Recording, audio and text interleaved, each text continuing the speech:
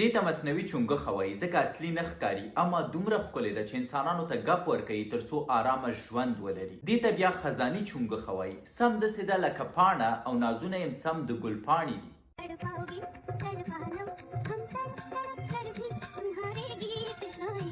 دا بیا چمني چونګښه ده، د اوبو په څنګ کې غلې پټیږي، حتی په خم چې پې کېدې چغه نه وهي. د همدې دپاره یې پیدا کول سخت دي. دا بیا نرمه چونګښه ده. غټ کمال یې دا دی چې په ساعت کې یو ځل باید امام وکړي تر څو همداسې نرمه پاتې شي.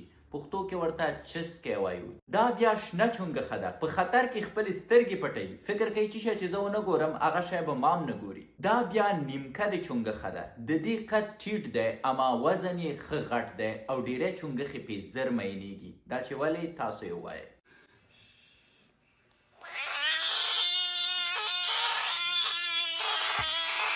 دا بیا تر ټولو غټه چونګښه ده او زموږ افغانستان کې د دې نسل ډیر دی. د دې د خاطره چې تر ټولو ډیر وزن اخلي او قرقرار یې د شپې زښته ډیري. ستاسو یې په اړه نظر څه دی؟ زما خو لومړۍ یوه خوښه شوه.